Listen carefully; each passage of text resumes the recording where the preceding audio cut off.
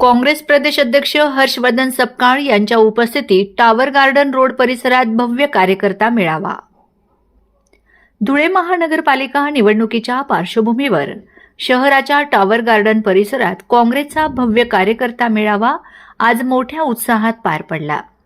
काँग्रेस प्रदेश अध्यक्ष हर्षवर्धन सपकाळ यांच्या प्रमुख उपस्थितीत झालेल्या या मेळाव्याचे मुख्य आकर्षण म्हणजे विरोधकांचे मेगा इनकमिंग ठरले।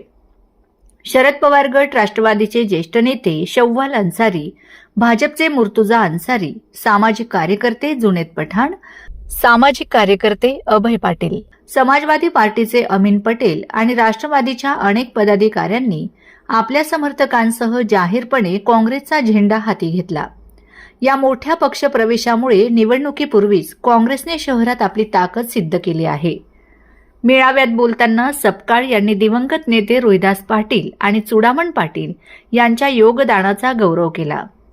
मात्र त्यांच्या वारसांनी हा वारसा जपला नसल्याची खंत व्यक्त करत कुंपणानेच शेत खाल्ल्याची जळजळीत टीका केली।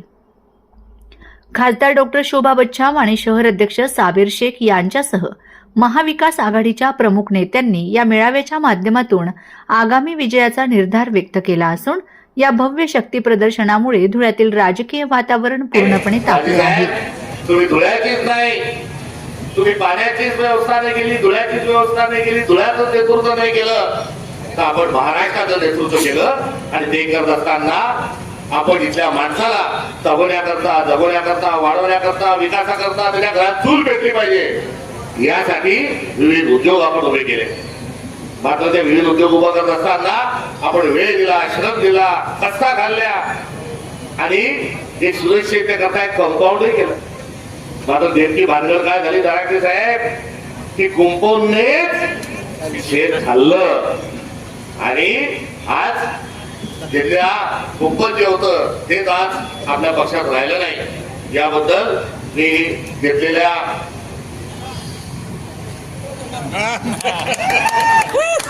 तेव्हापासून तुमचं लक्ष नाही घडावं। एक विषय मला केला तर काय दुसरा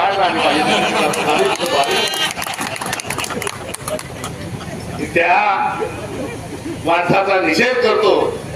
अरे जग धरायला पाहिजे होती, तू काय आलतू फालतूचा वारसदार नाही, एक जाज्वल्य स्वरूपाचा स्वातंत्र्य संग्राम सेनानीचा वारसा तुला लाभलेला आहे। या देशाचे पहिले पंतप्रधान पंडित जवाहरलाल नेहरू हे 57 ला जेव्हा निवडून आले, तेव्हा निवडून आल्यानंतर पार्लमेंट मध्ये गेल्यानंतर त्यांनी म्हटलं की व्हेरी चुडामण पाटील, आणि चुडामण पाटलांना बोलवलं आणि म्हणाले कॉंग्रॅच्युलेशन, मला जेवढे मतं मिळाले त्यापेक्षा जास्त मतं तुम्हाला मिळाले, मी जेवढ्या मताने विजय झालो त्याच्यापेक्षा जास्त मताने चुडामण पाटील तुम्ही निवडून आले।